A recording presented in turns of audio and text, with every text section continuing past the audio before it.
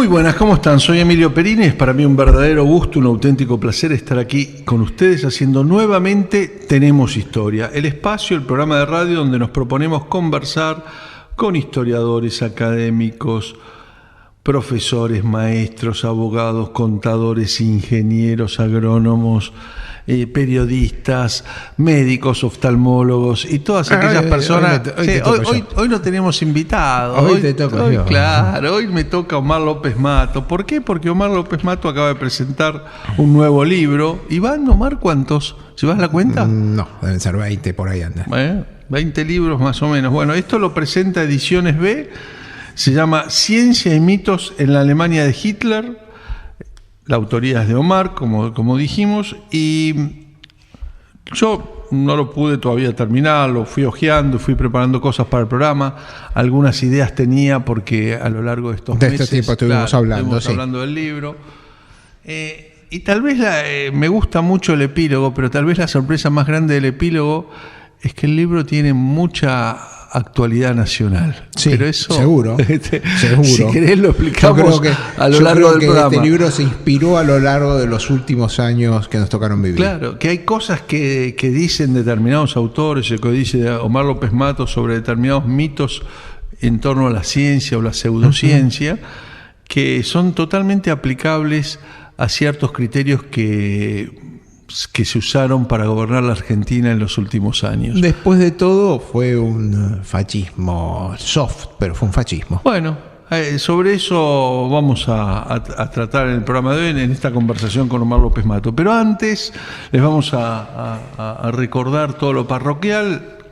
Como siempre les recuerdo que nos pueden escribir al programa tenemoshistoria@gmail.com, que me pueden encontrar en Twitter @Emilio Perina, que el programa está siendo grabado en video por Daniel Villarroel y que lo pueden encontrar en internet. Allí van a buscar dos formas simples: Vimeo con B corta, vimeo.com/tenemoshistoria, o simplemente los últimos programas este año también están en YouTube.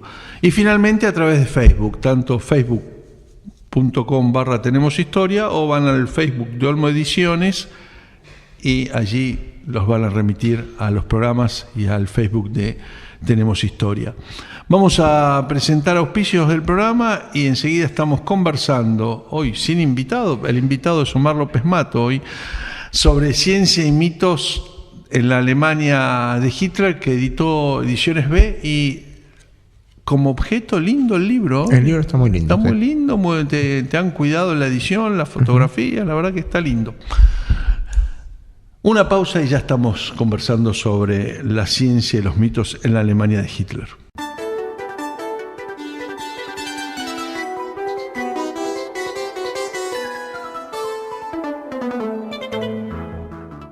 Seguimos en Tenemos Historia, como siempre soy Emilio Perini y como siempre me acompaña Omar López Mato, lo único que ahora está del otro lado del mostrador porque hoy el entrevistado, el autor sobre el cual vamos a conversar es él, y el libro se llama Ciencia y mitos en la Alemania de Hitler y lo editó Ediciones B. Me parece, vamos a empezar, contame, ¿por qué este tema? ¿Cómo te enganchaste con este tema? El tema me enganchó por un dato muy concreto. En el año 1933, cuando Hitler asume el poder, Alemania tenía 33 premios Nobel. Estados Unidos tenía 6, Inglaterra 8. Ah, mirá. Es decir, bueno, Alemania más de un autor ha dicho que era la nación más culta de Europa. Más preparada de Europa, sí, seguramente. Tipo, bueno, Alemania, cuna de, no sé, Beethoven, lo que quieras. Es decir, Brahms, músicos, Goethe, literatos, filósofos. Y sin embargo, en 1933, una veintena de premios Nobel. Tomo premio Nobel no porque el premio Nobel sea el sumo, pero bueno, es un parámetro, es decir, tenés que tomar algún tipo de parámetro para medir la producción intelectual de un país. Y en esos 20 y pico de premios Nobel se quedan a trabajar para Hitler. Entonces vos decís, bueno, el manejo de las masas, sabemos que, bueno, estuvimos hablando acá con los programas de Ciro Mercado y de Apol, cómo Apol había tomado la propaganda de Goebbels, cómo el manejo de las masas es algo que está bastante bien armado, es casi uno podría decir, tengo un manual de instrucciones, ¿no?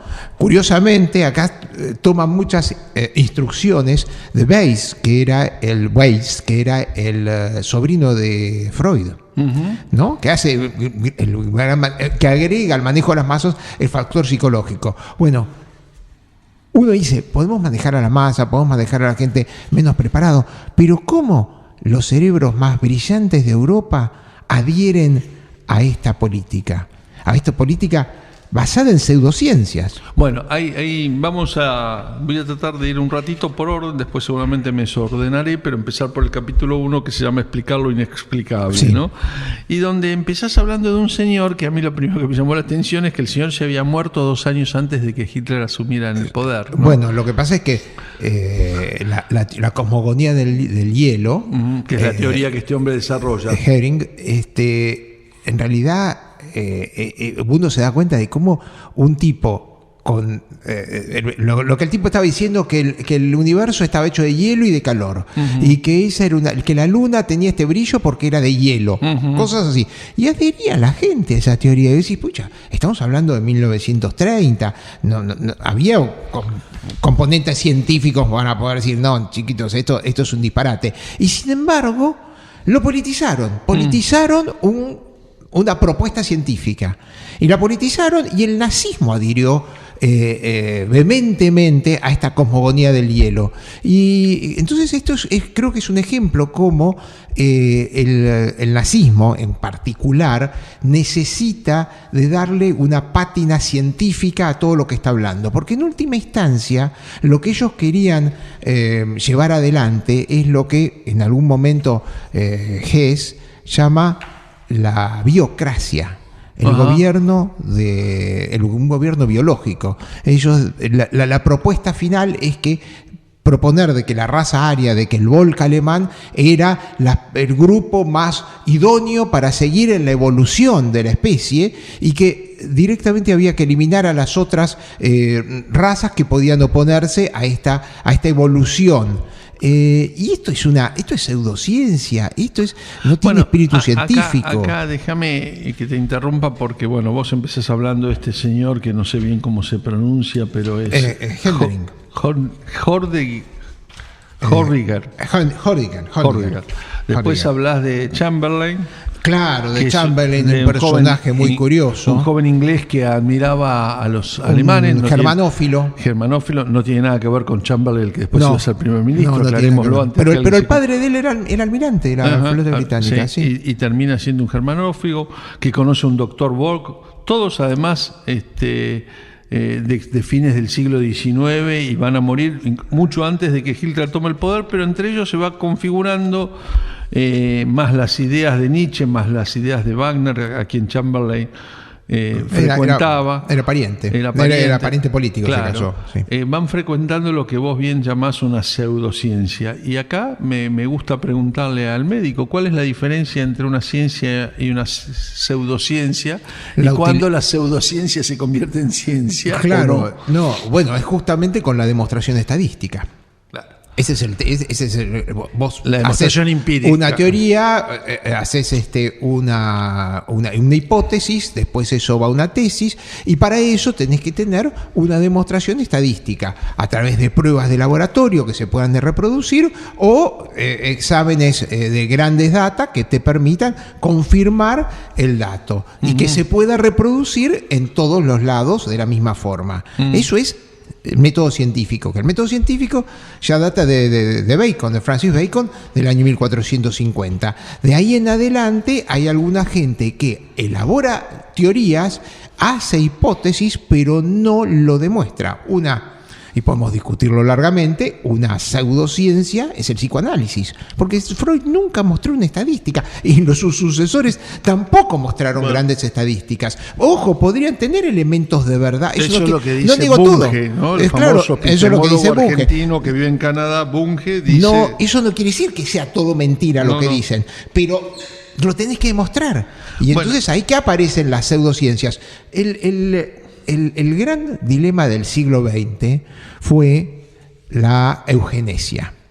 La eugenesia es algo que está postulada por Francis Galton, que era primo de Darwin, en donde dice, se basa en algo que parece lógico. Si vos tenés un matrimonio sano, joven, fuerte, hermoso, vas a tener hijos sanos, fuertes, jóvenes y hermosos.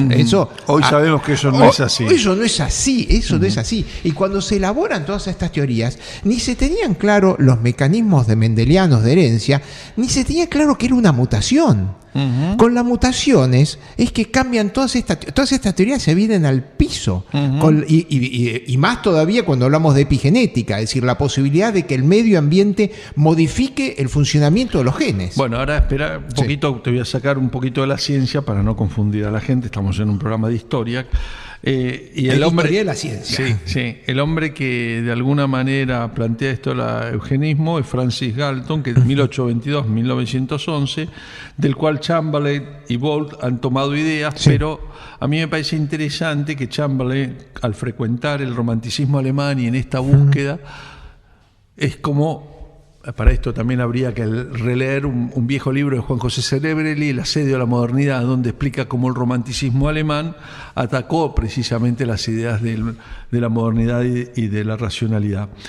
Pero todo esto no hubiera tenido consecuencias tan nefastas si no fuera que entre los seguidores de este señor inglés, que después se hace ciudadano alemán y admira tremendamente al romanticismo alemán y a la raza aria, no hubiera un joven político, pintor frustrado y diletante alborotador que había ascendido a cabo durante la Primera Guerra Mundial, y acá estoy leyendo la página 22 del libro de Omar López Mato, su nombre era Adolfo Hitler, 1889-1945.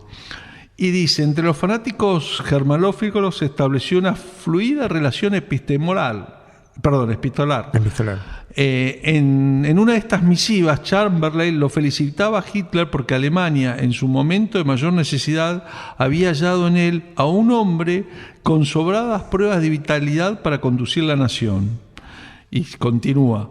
La cosmología del hielo, que es la primera teoría de la cual estuvimos hablando, entusiasmó a otras autoridades del Partido Nacional Socialista, como Heinrich Himmler, como Joseph Goebbels, como Hermann Göring y como von Schirach. El mismo Hitler propuso la construcción de un observatorio en Linz, su ciudad natal, para estudiar las teorías de Horbiger. Sí. O sea que si no se cruza Hitler, esto tal vez hubiera quedado como una patraña, ¿o crees que alguien se hubiera cruzado y se hubiera enganchado en esto? ¿Te referís a lo de Holbinger? Sí. No, él le dio más difusión, era algo que tenía una pseudociencia, una teoría que tenía los días contados, eso era un disparate. Lo que pasa es que, bueno, cuando los disparates los repetís y los politizás y sobre todo lo que hablo de la cosmogonía del hielo, es como...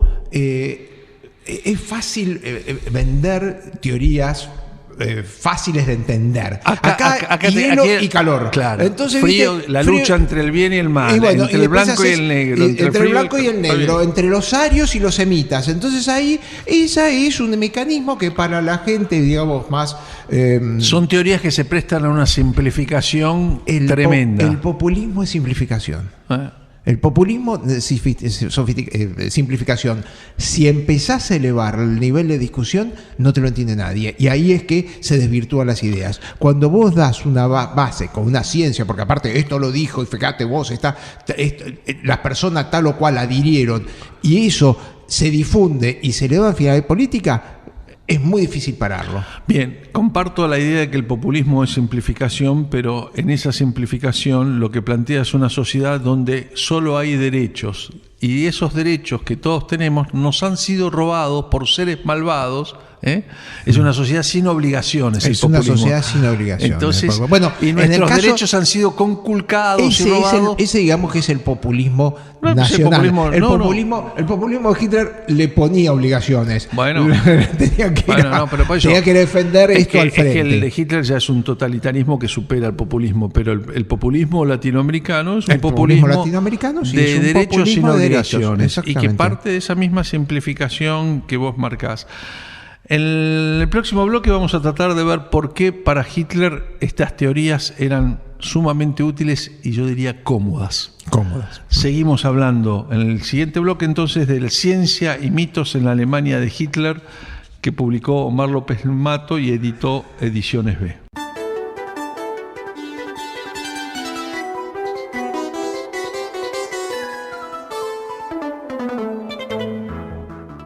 Seguimos en Tenemos Historia. Les recuerdo que nos pueden escribir al programa tenemoshistoria@gmail.com, que me pueden encontrar en Twitter, @Emilio Perina, que el programa está siendo grabado en video y lo pueden encontrar en internet, tanto en el canal vimeo.com, Vimeo con B corta, vimeo.com/Tenemos Historia, o los pueden buscar en Facebook. Y finalmente también otra forma de hallarnos es a través de, lo pueden buscar en YouTube y también a través de Facebook, facebook.com/Tenemos Historia. El libro tiene además, el libro de Omar López Mato, Ciencia y mitos en la Alemania de Hitler, algunas citas que me han encantado. No hablemos de la cita de la historia, que la voy a dejar para después, pero la primera cita de Rabelais, que es: la ciencia sin conciencia es la ruina del alma. Exactamente. ¿No?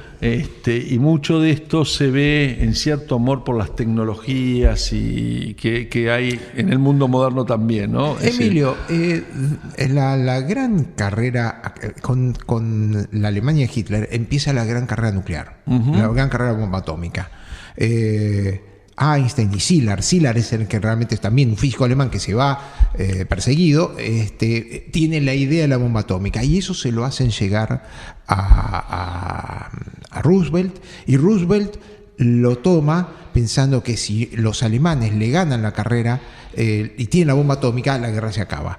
Alemania tenía físicos notables. Si uno en ese momento veía al jefe del estudio atómico alemán, que era Heisenberg, que era premio Nobel, y Oppenheimer, que era también hijo de alemanes, que había estudiado en Alemania, pero que no tenía el prestigio de Heisenberg, hubiese dicho, me parece que la ganan los alemanes.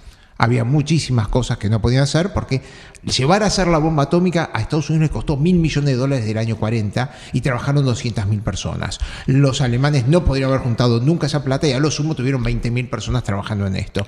Entonces, Perdón, claro. Quiero agregarte algo sobre eso que me parece siempre importante. El otro problema que tienen los regímenes totalitarios, que en un punto no permiten la creatividad. No la pueden permitir. Bueno, entonces el avance científico siempre va a estar limitado. Pero lo que pasa es que acá hay una cuestión. Después quiero volver a Tomé, pero te voy a responder esto. Acá aparece un tema en donde no sabes quién es víctima o quién está sometido a quién. Porque el tema, cuando se vuelve científico, te vuelve tan técnico que llega a cierto momento en donde el técnico, el científico, le da vuelta al político. El político llega a cierto momento en donde tiene una limitación de formación que dice, yo esto no lo entiendo, tengo que terminar confiando en este hombre. Al principio, el régimen de Hitler, es verdad, hubo una limitación en la formación científica, en la creatividad, pero en los últimos tiempos, cuando ya los tipos habían dicho, bueno, esto la verdad que no lo entendemos, ellos empezaron a producir más cosas. De hecho, hasta el final de la guerra, bueno, el último, los aviones a reacción, los Messerschmitt 216, y el comienzo de la era de los cohetes y el camino a la luna. Ese tiene una... Pero termina la cuestión atómica, porque yo quiero volver sobre el Führer, atómica, el conductor. es que en un momento Einstein, Szilard, es decir, fíjate que cuando Hitler asume, el 15% de los profesores se tienen que renunciar a su puesto, de las profesores de las universidades alemanas, las más prestigiosas del mundo, tienen que renunciar a su puesto por cuestiones raciales, o por cuestiones de religión. Y entonces un montón de ellos se van y terminaron trabajando para los Estados Unidos, para los aliados. Y fundamentalmente muchos de ellos, Szilard y Einstein, los casos más concretos, pero hubo muchísimos más físicos que terminaron trabajando en la bomba atómica. Después la bomba atómica, el desarrollo de la bomba atómica, con la fortuna que costó y con lo que cuesta, ¿cuántas ojivas nucleares tiene el mundo en este momento? Varias decenas de miles. ¿Cuántas tuvo a lo largo de todos estos años? Varias decenas de miles. ¿Cuánta plata gastamos en intimidación? Se gastó en Estados Unidos, en Rusia, ahora en Corea, en la India. ¿Cuánta plata se gastó en intimidación y no en desarrollo? Podríamos haber combatido la pobreza, un montón de cosas. Lo que pasa es que, bueno, la ciencia es un camino es una pasión como el arte, y se necesita más mecenazgo para el desarrollo científico que para el desarrollo artístico. Vos recién estabas hablando de von Braun, cuando empieza. Von Braun era un joven de la nobleza alemana, que bueno, le interesaban los cohetes desde el año 1920, y encontró que el ejército alemán estaba dispuesto a poner mucha plata, porque aparte el Tratado de Versalles no prohibía el desarrollo de los cohetes, claro, porque ni se los imaginaban. Entonces von Braun le empezaron a poner mucha plata a von Braun para desarrollar los cohetes, y ese es el hombre que primero destruye Londres con los B-1 o los B-2, pero por el otro lado nos lleva a la Luna. Cuando a él lo llevan dentro del marco de la operación Paperclip a Estados Unidos a trabajar, una de las primeras cosas que cuentan cuando llega a Estados Unidos, ve un póster de Uncle Sam. We want you, es decir, el tío Sam diciendo que uno lo necesita. Y él lo que comenta en ese momento dice: esto es lo que yo estuve buscando toda la vida, un tío rico que me banque.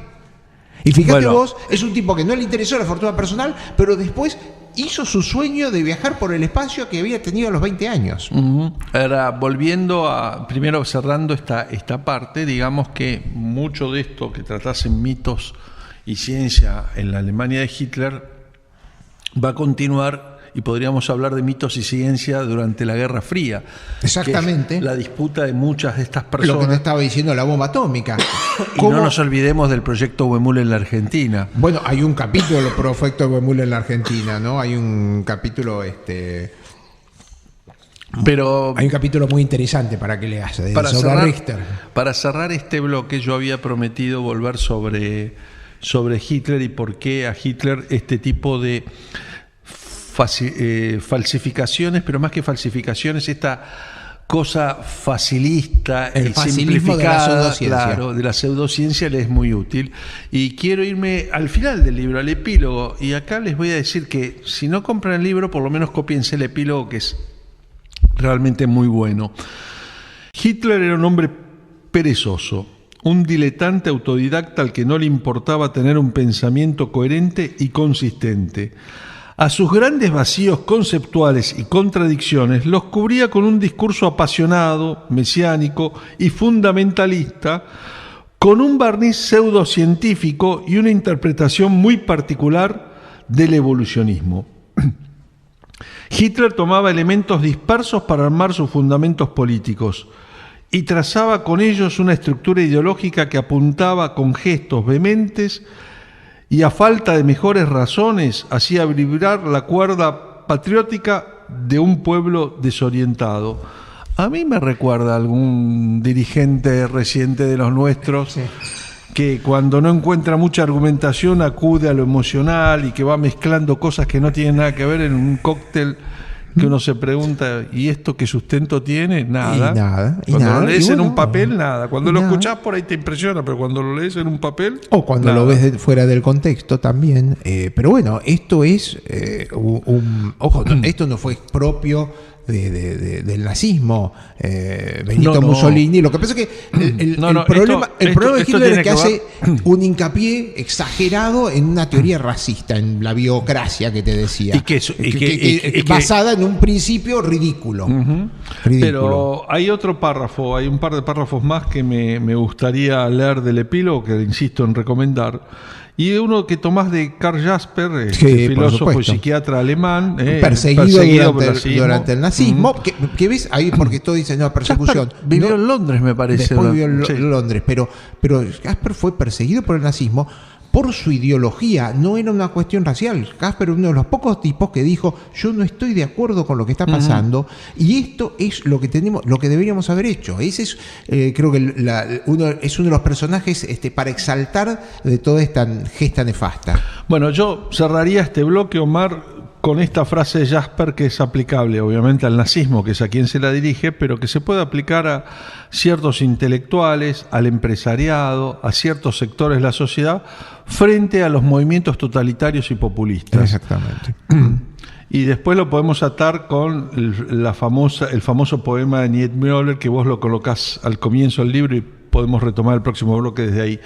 Pero Jasper decía después de la guerra, y refiriéndose a la culpabilidad moral del pueblo alemán frente a las atrocidades cometidas por el nazismo, frente al Holocausto, él proponía lo siguiente: la culpabilidad moral existe entre todos aquellos que, obnubilados por la comunidad, cerraron los ojos a lo que pasaba o permitieron que otros los adormecieran y los sedujeran, o los compraran con ventajas personales u obedecieran por miedo. Claro. Esto pasó durante el proceso, esto pasó durante el kirchnerismo, esto pasó en algún momento del primer peronismo, es decir, y pasó en Francia, pasó en Italia, y pasó, si lo querés, hasta en Estados Unidos con el macartismo. Exactamente. Entonces, sí, esto es, y lo pasó en Alemania, y justamente las víctimas o aquellos que cayeron en este pecado, para decirlo de alguna forma, aparte fue la intelectualidad y fue fundamentalmente los científicos alemanes que se volvieron en los armeros de Hitler. Bien. Vamos a hacer una nueva pausa en Tenemos Historia y después seguimos conversando con Omar López Mato, que es el autor de Ciencia y mitos en la Alemania de Hitler, editado por Ediciones B.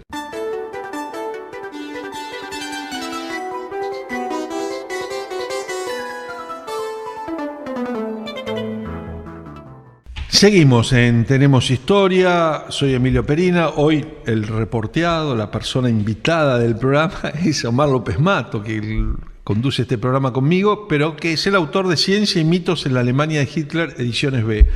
Y cerramos el bloque anterior hablando un poco de cómo se genera una sociedad que de a poquito, como el viejo cuento de la rana en la olla, la van hirviendo, y como le van subiendo la temperatura, a poco no se da cuenta, claro, de que está y van haciendo concesiones. Está aceptando situaciones que son inaceptables, ¿no?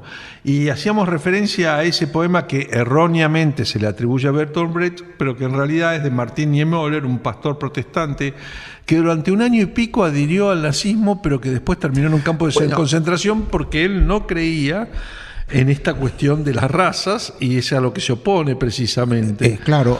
Y él después de la guerra hace la declaración de culpabilidad de Stuttgart, que está firmada por líderes protestantes, donde se reconocía que la Iglesia, tanto la católica como la protestante, lo que pasa es que la Iglesia católica no hizo un mea culpa como hicieron los protestantes, no habían expresado su rechazo con claridad y contundencia para combatir al nazismo. Eso es muy importante. Es decir, el contrario del amor no es el odio, es la indiferencia. Está muy bien. Ese es lo que pasó acá. Hubo mucha mayoría silenciosa que hizo concesiones. Algunos a sabiendas, otros tipos ignorando qué es lo que estaba pasando. Y el verso dice así, la traducción es: cuando los nazis vinieron a llevarse a los comunistas, guardé silencio porque yo no era comunista. Cuando encarcelaron a los socialdemócratas, guardé silencio porque yo no era socialdemócrata. Cuando vinieron a buscar a los sindicalistas, no protesté porque yo no era sindicalista. Cuando vinieron a llevarse a los judíos, no protesté porque yo no era judío. Cuando vinieron a buscarme, no había nadie con que pudiera protestar. Sí, esto nació, vos sabés, que en un sermón, cuando él vuelve a la iglesia y después lo convierte en un documento.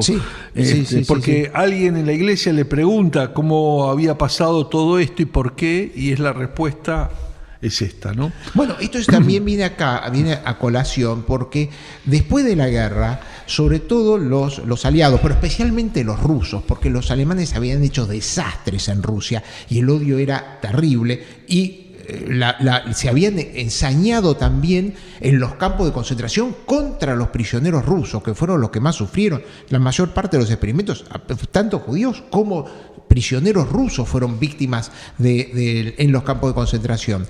Y esta historia, cuando los rusos terminan con la guerra, una de las ideas que hacen propagar es que el pueblo alemán se había sometido, se había brutalizado por las ideas filosóficas de Nietzsche y se había sometido al poder de un desequilibrado mental como era Hitler.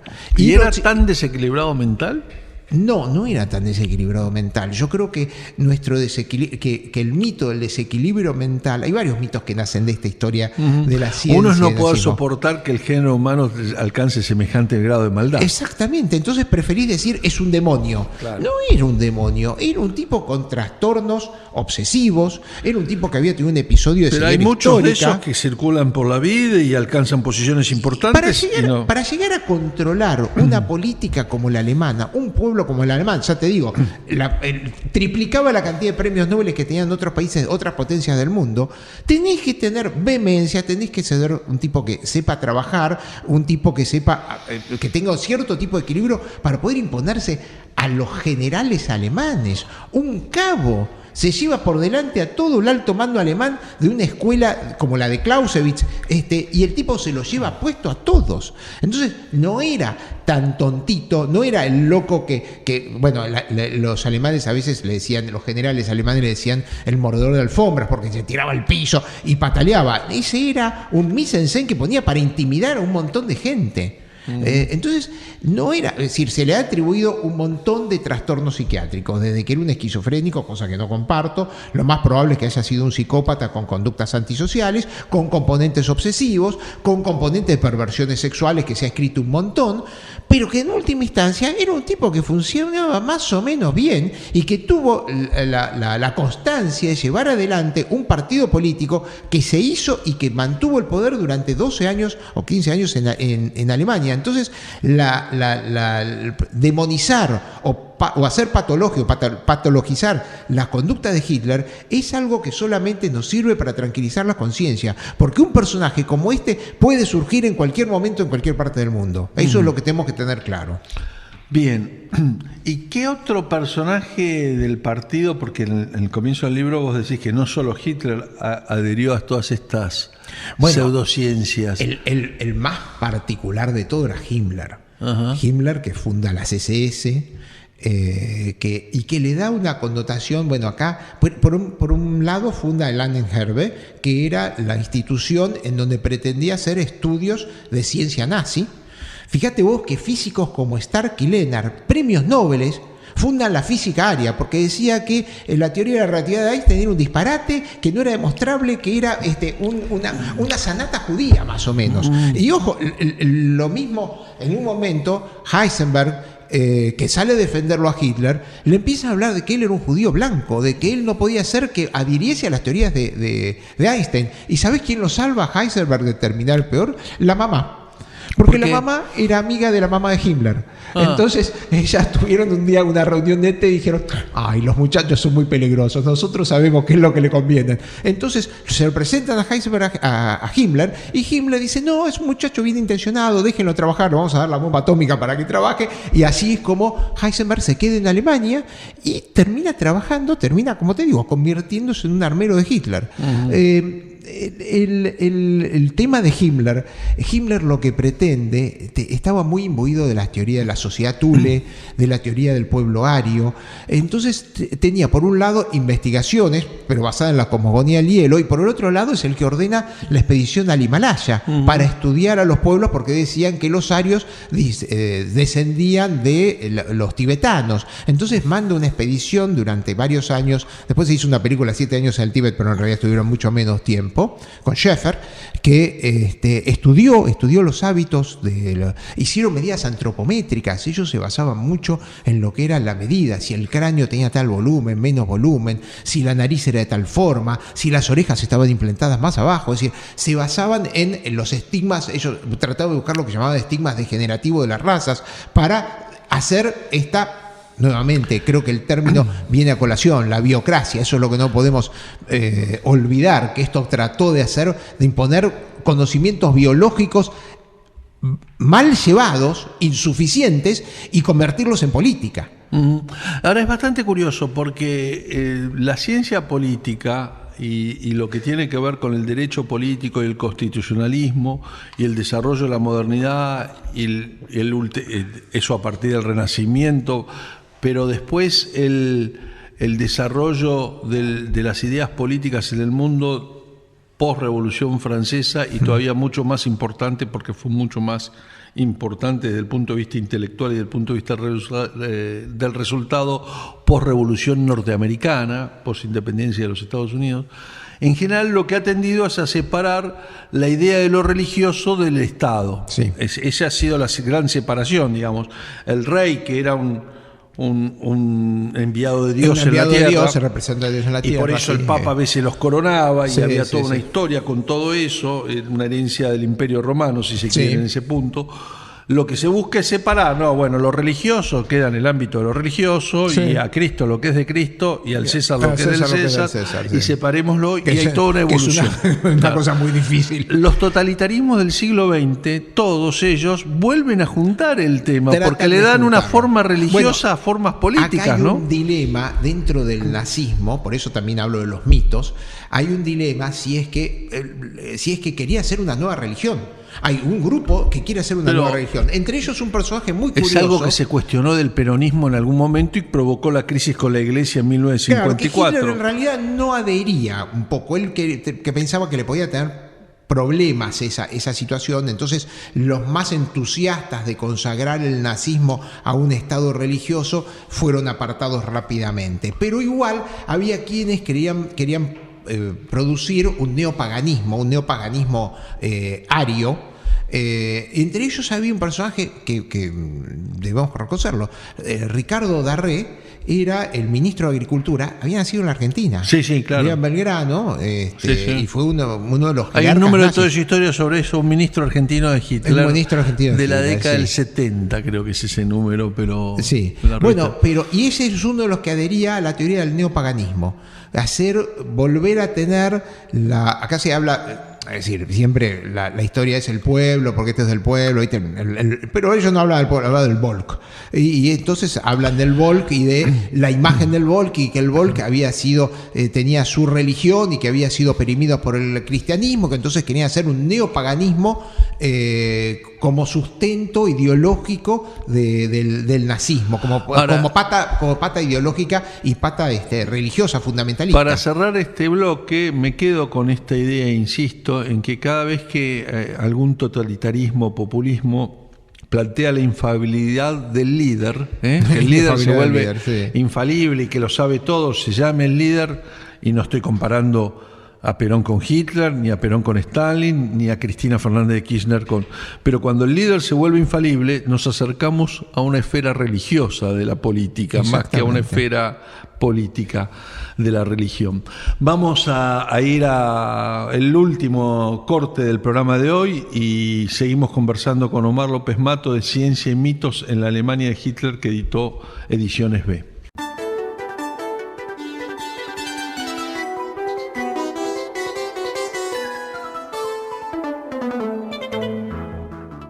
Último bloque del programa de hoy de Tenemos Historia, y entre las citas que uno, por supuesto, podría formar parte de los separadores de este programa, es una frase de Fernand Braudel, donde dice: la historia no es otra cosa que la constante pregunta de los tiempos idos en nombre de los problemas, de las inquietudes y las angustias de los tiempos presentes. Sí. Por eso yo insisto en que cuando ustedes lean muchas de las decisiones que se tomaron, entre comillas, en función de una ciencia y que terminaron siendo mitos bastante absurdos, van a descubrir que hay mucha similitud con historias recientes de la Argentina, con historias, y no solo de la Argentina. No. Así que, pero vayamos a ese capítulo que le dedicás a los científicos nazis en la Argentina, donde está la historia de Huemul y cómo le vendieron a Perón la bomba atómica argentina. Yo no sé si la compró, pero bueno, lo que voy primero, unos cuantos millones de dólares. No salió. Sí, salió. Claro, por eso. Y como siempre nadie fue también ahí preso. Hay un número de toda esa historia. Sí, nadie fue pionero. preso. Nadie fue preso. El tema fundamentalmente es que después de la guerra, es decir, la Primera Guerra Mundial, Alemania la había pagado en contante y sonante, millones de oro, que al final, ojo, no fue tanto, porque a veces se exagera que la Alemania termina en la situación que termina por la sanción, por las penas de guerra que había tenido que pagar, y que de hecho terminó pagando hace pocos años atrás, creo que en el 2004. En realidad eso no es tan así porque recibió mucho apoyo de los Estados Unidos.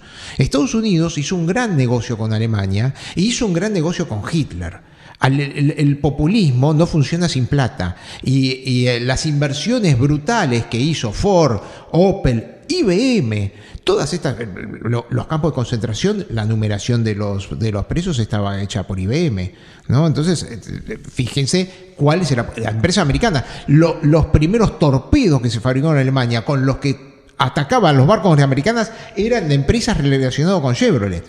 O sea que había una política muy común. Hitler les fue funcional también a los Estados Unidos, o al menos a los capitales americanos, porque hicieron muchísima plata con Hitler. Y Hitler tuvo mucha plata para llegar adelante esta guerra. Eso es importantísimo. Aparte, otra cosa, cada vez que llegaba a un lugar, lo primero que hacía era buscar el oro de los bancos centrales. Hay una historia muy curiosa con el oro de Polonia, que el presidente del Banco Central de Polonia se lo llevó escondiendo y lo tuvo que llevar hasta África, y después lo llevó de África a Estados Unidos. Parece una novela la historia del oro polaco. Pero bueno, a lo que voy es que cuando termina la guerra, una de las formas que lo cobraron los aliados, ¿La primera guerra o la segunda? segunda? Cuando termina la Segunda Guerra, como la primera se habían cobrado en plata y no les anduvo bien, lo que hicieron, la Segunda Guerra se la cobraron en cerebro y manos de obra. Hubo 4 millones de trabajadores, soldados alemanes presos que sirvieron de mano de obra a los rusos durante muchos años. Y por el otro lado, los americanos hacen la operación Paperclip, que es a todos los científicos notables alemanes que les servían a los fines americanos en vista de una tercera guerra mundial, los ponían en un barquito y se los llevaban en un avión y se los llevaban a Estados Unidos. Es claro, la orden de Truman fue, ojo, no me traigan nazis, o no me traigan tipos que estaban muy comprometidos con el régimen. Algunos tipos se le tuvieron que distorsionar un poco el pasado para poder hacerlos entrar. El caso de Von Braun, que Von Braun estaba completamente enterado de cómo trabajaba, había trabajo esclavo para hacer los B1 y B2. Una nota, fíjate, las víctimas inglesas de los ataques por B1 y B2 sube a casi, no llega a 10.000 víctimas, a 10.000 personas que murieron en los ataques de B1 y B2. En Londres. Sin embargo, en los campos de concentración de Pennenbrück, donde se fabricaban los B1 y B2, las víctimas por el hambre, por el maltrato y por la enfermedad subieron a más de 12.000. O sea que fíjate vos, construirlo le salió más caro en vidas humanas que lo de la guerra. Pero de todas maneras, a lo que voy es que ya Estados Unidos hace la operación Paperclip y se lleva a las mentes más brillantes. Entonces, y los rusos hicieron otro tanto, con Hertz, etcétera, que se lo llevan a trabajar a Rusia, y también la carrera espacial está en manos de alemanes. Argentina le quedó mesa de saldo. El único científico notable que vino acá... Sobre eso voy a repetir las palabras de, creo que es Andrés Cisneros, el que siempre dice, Argentina es un país con mala suerte porque los nazis o los alemanes que fueron a Estados Unidos eran capitalistas, los que fueron a Rusia eran comunistas, y los únicos que ligamos nazis éramos nosotros entre los científicos. Sí. Digo, porque hay una mistificación sobre eso que también hay una mistificación, y esto vale la pena destacarlo, sobre los descubrimientos científicos, especialmente en biología por parte de los nazis durante la guerra. Fueron muy pocos, fueron más barbaridades y torturas que realmente descubrimientos que hayan servido a la ciencia posterior. Omar, como a cualquier otro autor, te tengo que apurar porque nos estamos quedando sin tiempo. Aparte del proyecto Huemul, ¿qué otro científico conocido? Bueno, primero trajeron a Bergius, que ese sí era premio Nobel. El tipo fue el que propone en el plan quinquenal hacer yacimientos carboníferos fiscales, porque Bergius es el que hace la conversión de carbón en combustible. Es lo que permitió que el ejército alemán funcionase, porque no tenían petróleo Alemania. La derrota de Alemania es cuando Alemania no llega a Stalingrado, frena a Stalingrado y no puede entrar a los pozos petroleros rusos. Entonces ahí se acaba Alemania. Esa es la muerte de Alemania, porque no tenía petróleo. La única forma que podían subsistir era convertir carbón en petróleo, en combustible. Y viene acá la Argentina, pensando de que lo iban a perseguir en Alemania, tiene entrevistas con Perón, y el plan quinquenal Perón crea el yacimientos carboníferos fiscales a instancias de Bergius para crear combustible de acuerdo a la fórmula de Bergius. Ese fue el más destacable, que murió en el año 49. Después lo traen a Tank para diseñar el Pulqui, que era un diseñador de muy bajo nivel. El Pulky fue una payasada, ellos querían hacer un avión ultrasónico, no anduvo como avión ultrasónico, se cobró 3 víctimas dentro de pero bueno, al menos hubo un desarrollo. Trajeron a pilotos de pruebas alemanes como Galan, que era el as de aire alemán, y como Rudel, que fue el soldado alemán más condecorado en la historia, tipo que tenía, no sé, 200 medallas, algo por el estilo. Bueno, ese vino a trabajar acá como piloto de prueba, a pesar de que faltaba una pierna. Y después, bueno, Richter, que vino con Tank, y lo convenció a Perón de que acá se podía hacer fusión nuclear. Hasta entonces, la energía nuclear, la bomba atómica, trabaja por fisión. Rompe el átomo del uranio 228 y de esa forma hace una explosión de energía atómica. Lo que quería era hacer que los átomos de hidrógeno se convirtiesen en helio, proceso que transcurre en el Sol a 100.000 grados de temperatura, a 110 millones de grados de temperatura, y él lo quería hacer en la isla Huemul. Por supuesto, fue una payasada, imposible. En un momento escaseó el cemento en la Argentina por lo que estaba haciendo, y cuando ya llevaba 3 años, Perón había prometido que la gente iba a poder llevarse energía en botellas de leche, y cuando vio que eso no se estaba cumpliendo, lo trajeron a Balseiro de Inglaterra, y Balseiro es el que dice, esto es un disparate, porque aparte, si estaban trabajando con radioactividad, no había protección alguna, o sea que Richter no era tan burro, sabía que iba a haber radioactividad, y no había radioactividad, nunca pudo llegar a explotar ni siquiera la 1/4 parte de la idea de lo que tuvo. Y sin embargo, Richter murió en la Argentina 30 años más tarde, sin haber sido culpable, sin haber sido juzgado y sin haber devuelto un solo peso. Bien, pero muy interesante, son 270 páginas, se lee fácil, se llama La ciencia y mitos en la Alemania de Hitler.